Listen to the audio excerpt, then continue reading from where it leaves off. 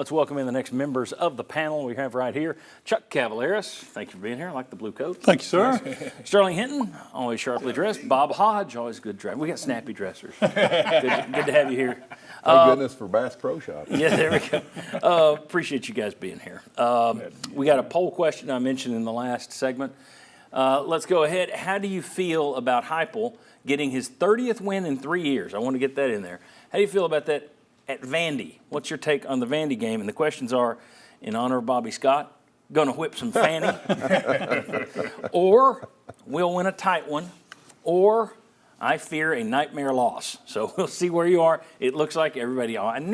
I need to have just two. It needs to be a binary choice, because whenever I put three up there, everybody goes to the middle one. No matter, one of these weeks, I'm going to make the middle one something insane, just gibberish, and see if it wins. It's like a multiple choice question. Yeah. Let's make the middle one buy a red sports car or something. Yeah. So anyway, we'll win a tight one is leading right now. Get your smartphone out and you can shoot the QR code right there below the Hearthside Bank logo, always within reach. So is our poll question. You can go to sportsource.tv and click the polls button and play it that way too. We appreciate you playing along. We like to check the mood of the Vol Nation every week. All right. We're not going to do the usual best player, worst decision, all the stuff we normally do because, again, it was UTEP. Instead, here's a look at the guys who went through the tee yesterday, if we can put that up. On the left are the guys that didn't have any eligibility left, and that's a lot of names who've been contributors here this year. On the right are the guys who still have some eligibility, but they chose to run through the tee anyway. And then you'll notice some guys aren't on there who probably are going to go, and that would be Dylan Sampson, James Pierce. Didn't run through the tee, but most likely won't be back next year. That's the outgoing. Names like Will Brooks, what a year he's had. Oh, John Campbell, Dane Davis. Seems like Davis has been on that offensive line for about 18 years now. Kitzelman, Lampley, Mays, McCoy, Brew McCoy, Norman Lott, Peely, Purcell, Solansky, Elijah Simmons, Javante Spraggins, again from the offensive line, Amari Thomas from the defensive line, Dante Thornton.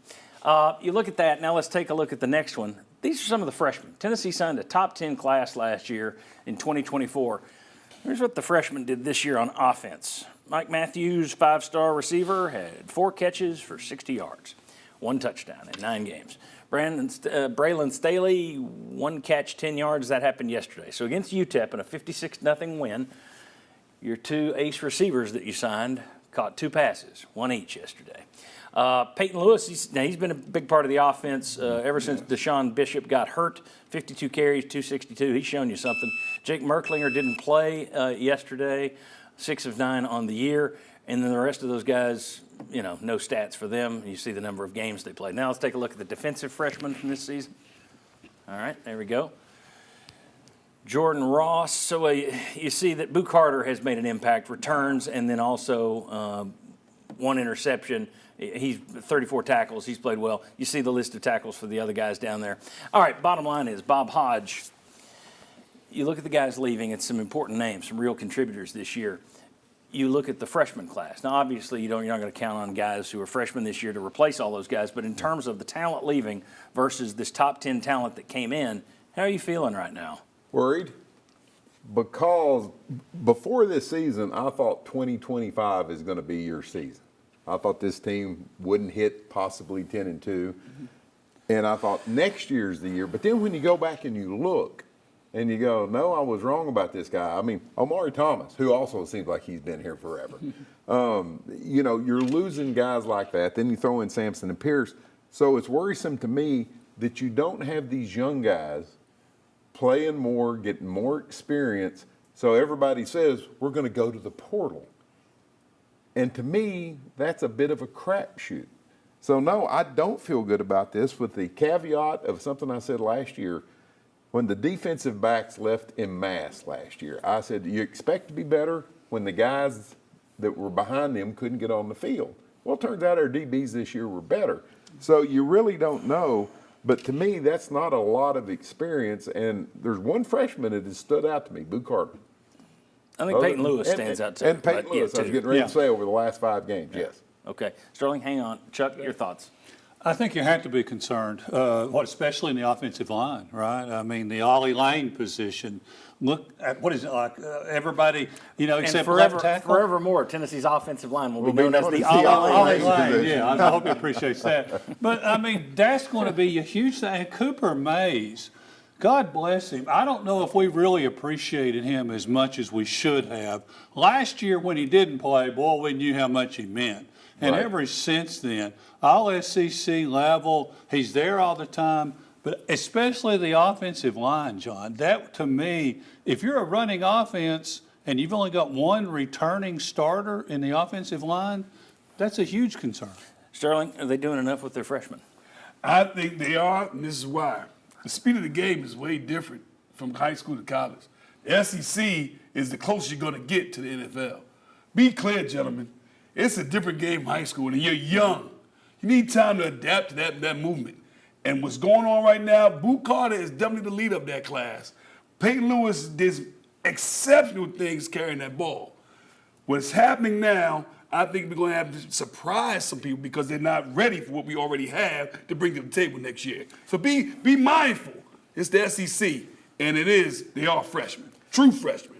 But I will counter that with when you look at the skill positions and receivers, Tennessee's receivers this year are incredibly average. And you've got guys that can't get on the field and displace them. So to me, that is a bit of a worry because when you're sitting there and you're looking at a receiving core that hasn't gotten to the level I think most people expected it to be, and you've got highly rated recruits behind them, I think that's got to be a little bit of a worry. Now, it doesn't mean next year they don't come out and they're not great and they have caught up with the speed.